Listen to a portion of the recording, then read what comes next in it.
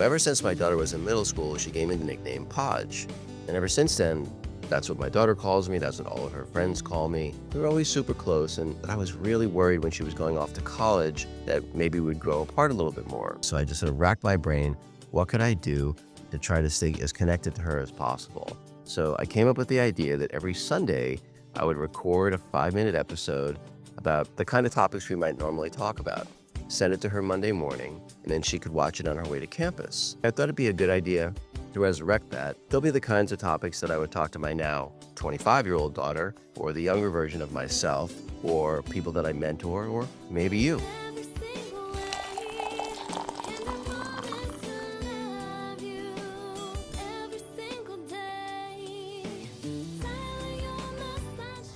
Hey everybody, welcome back to Coffee with Podge. This episode is Coffee with Pooch and Podge edition. Welcome the new member to our family, Caviar, aka Cavi, aka Pooch in the Penthouse is his Instagram handle.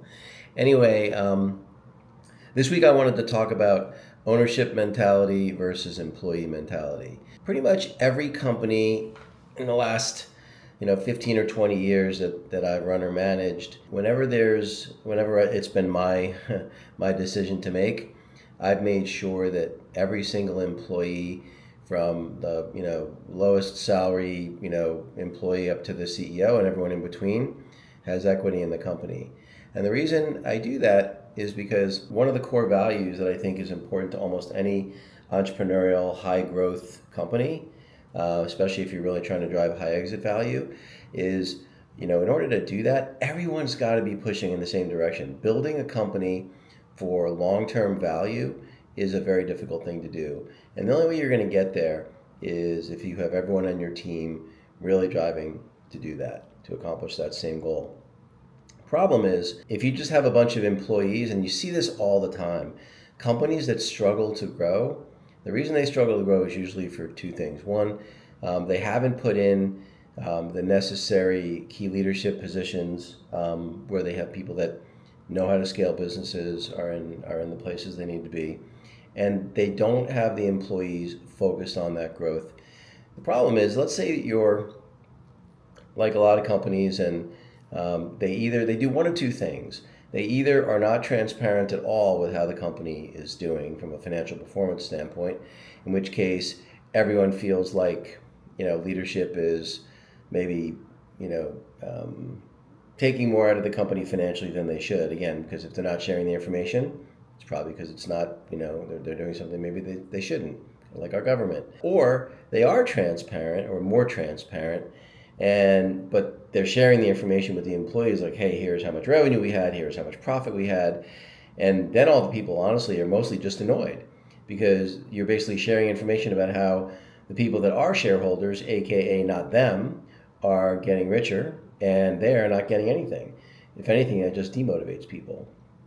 The reality is, most companies that are built thoughtfully, what they do is they set aside somewhere between, it's usually not less than 10% and not more than 20% of the equity is set aside for non-founder employees.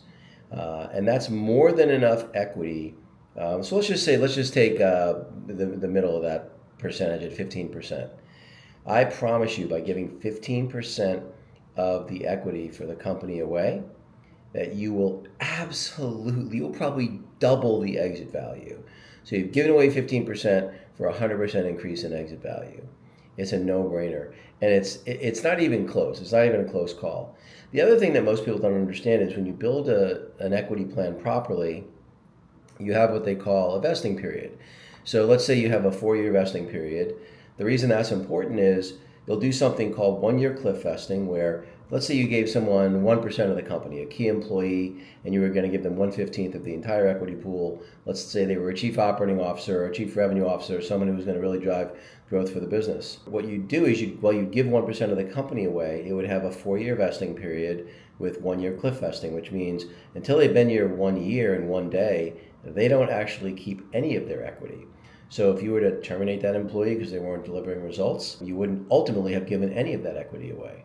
And so the vesting period allows the company to make sure that The people that are getting the equity are the people that are delivering the value. So long as you have a thoughtful, option plan that rewards people fairly, allows people to keep equity once they've delivered value, it ends up working out really well. And what I would say too is, if you can't figure out within a year and a day that someone's an important employee or not, well, then you're not managing them right, and that's a management problem.